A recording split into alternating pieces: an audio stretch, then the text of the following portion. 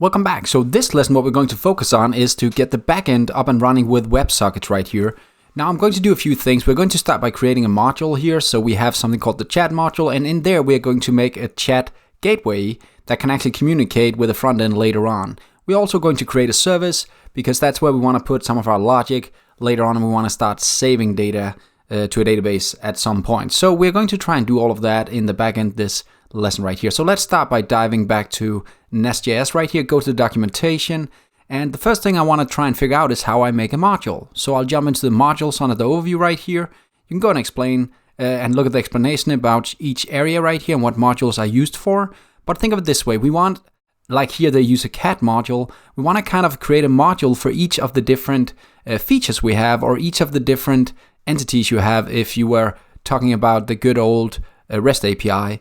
So what I'm going to do is I'm going to make a new module for chat. And the way I do that is Nest has a way by saying nest g for generate module cats, pretty much the same way you would do in Angular actually. So let's try and run that command to get a new module called chat. So what I'll do is I'll go to my terminal right here, and in there I'll write nest generate, g for generate, and module because I want to generate a module, and let's just call it chat right here. Now again, you can go, if you don't want to use this module, it's okay, but it's a way for us to kind of limit and bind things that belong together with these modules right here. So now we have the chat module available up here, and notice there's nothing in here yet except just the chat module itself. Now, if you go back to the documentation, you can see in order to use this module, we need to import it inside our main module, which is the app module. So let's go and do that. I'll take the chat module right here, and I'll import it into the main module.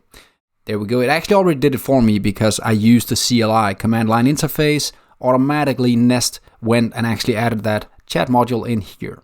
For now, let's just get rid of the controllers and the app service in the app module because I don't want to use those anymore. And let's actually just get rid of them right here so we make our code a little easier to read. I'll just get rid of those modules here as well. Go away, bye-bye, and we don't need the spec file either. So let's just get rid of that one as well. There we go. Now we only have the chat module available. So that was the actual module. Now the next step is we need a gateway. We need a gateway that we can communicate with. So let's try and see if there's a way to get gateways. And if you look at the documentation again, there's an area right here about Websockets. Let's go to that one. Let's open the gateways right here. And as we scroll down, you'll notice there's a bit about using Socket.io or Websockets. And we're going to use Socket.io. They just have some more functionality, and that's why I'm going to pick those ones. And let's just have a look right here. I have to run these commands to get started. So I'll start by installing the save means I'm going to store them locally in this project. Notice that earlier we did a G for globally, but now I do an install with npm locally with the save. And this one is only for demo mode. I saved that I want to use TypeScript. So let's run those two commands inside our terminal now. First, let's run the one for the live production code where we need both WebSockets and Socket.io to get started right here.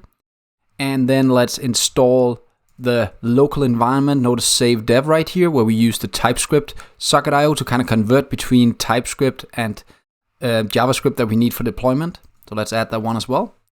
So now we have these two available, and let's just keep scrolling. Now it says the next step is pretty much to start adding a gateway right here to get started with your code.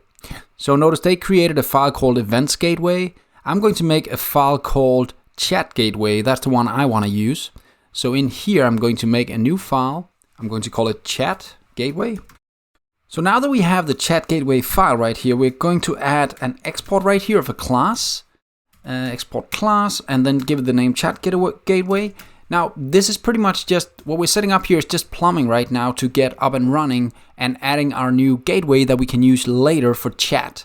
Let's just go back to NestJs. You'll notice that we have this WebSocket gateway. That's kind of a notation you put on top of the class like this to explain that this is going to be our WebSocket access point right here, or the gateway that we're going to use whenever we want to communicate or start listening for changes with the backend right here. By the way, notice that it puts in double quotation up here, and that's lint trying to warn me that in TypeScript and JavaScript we should use single quotation instead of double quotation. That was all it was. And this is just a warning saying that we need to put stuff into this, or else we should use that, remove that line break right there. So there we go. Now we can't, it's not functional yet. It doesn't do anything for us, but the gateway is available now.